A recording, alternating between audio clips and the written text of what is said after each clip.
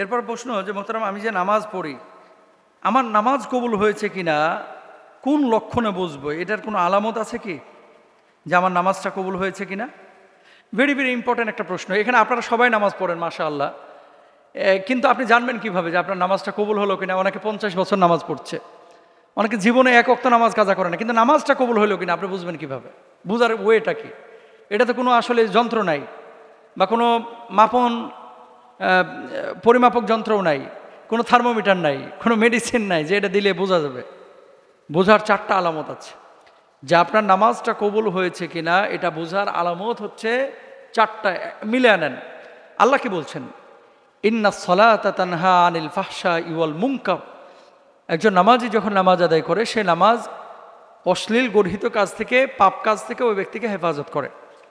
1 নম্বর আলামত হচ্ছে কোনো ব্যক্তি যদি নামাজ আদায় করে, অন্যায় এবং পাপাচার থেকে সে যদি বেঁচে থাকে, অন্যায় পাপাচারের কাছে ধারে যদি সে না যায়, আল্লাহ সুবহানাহু ওয়া তাআলা আশা করা যায় ওই ব্যক্তি নামাজ কবুল করছেন, কারণ নামাজ পাপাচার থেকে তাকে হেফাজত করছে।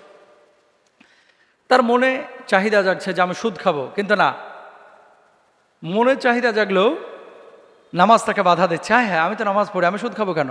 আমি চাঁদাবাজি কেন করব? আমি ঘুষ কেন খাবো? রাস্তা দিয়ে একটা বেগানা নারী হেঁটে যাচ্ছে, মোবাইলে একটা বাজে জিনিস এসেছে, আপনি স্কিপ করে চলে গেলেন, রাস্তার মেয়েটার দিকে আপনি তাকাইলেন না, যাই হ্যাঁ আমি তো নামাজ পড়ি, তার মানে ধরে নেবেন আপনার নামাজটা কবুল হচ্ছে। এটা হচ্ছে 1 নম্বর আলামত।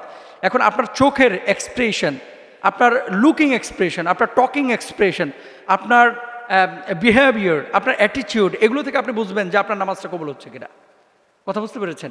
এখন আপনার নামাজ কতটুকু কবুল হচ্ছে, এটা 1 নম্বর আলামত, এটা যে আপনি পাপ মুক্ত জীবনযাপন করছেন কিনা।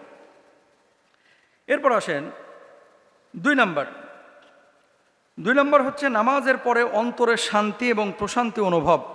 সঠিকভাবে খুশু খুজু, একাগ্রতা, বিনয়ের সঙ্গে আদায়কৃত নামাজ বান্দার অন্তরে এক অদ্ভুত স্বর্গীয় প্রশান্তি এনে দেয়। নামাজ শেষে যদি মনে হয় অন্তরের অস্থিরতা দূর হয়ে এক ধরনের পবিত্র আমেজ সৃষ্টি হয়েছে, তবে এটি ইবাদত কবুলের একটি লক্ষণ।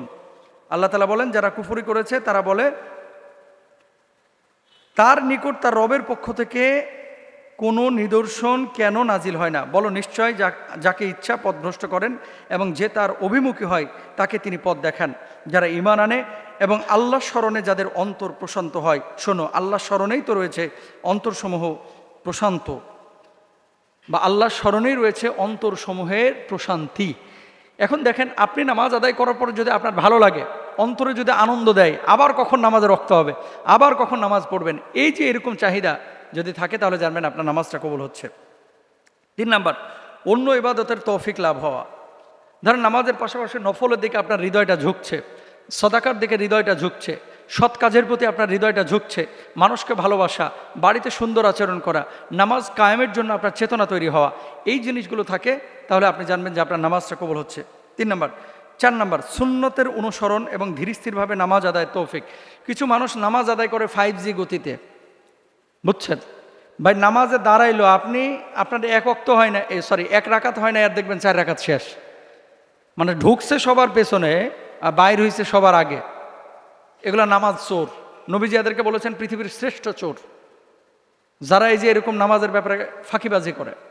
তো কোনো মানুষকে যদি দেখেন যে নামাজের মধ্যে একাগ্র চিত্তে বিনয়ের সাথে, হালাল জীবনযাপন তো করেই, পাশাপাশি নামাজে এমনভাবে দাঁড়াইছে বিনয়ীভাবে, যেন আল্লাহ তাকে দেখছেন, তিনি আল্লাহকে দেখছেন, এভাবে যদি কোনো মানুষ দাঁড়ায়, তাহলে জানবেন তার নামাজটা কবুল হচ্ছে। আল্লাহ তাআলা আমাদের সবাইকে তৌফিক দান করুন, আমিন।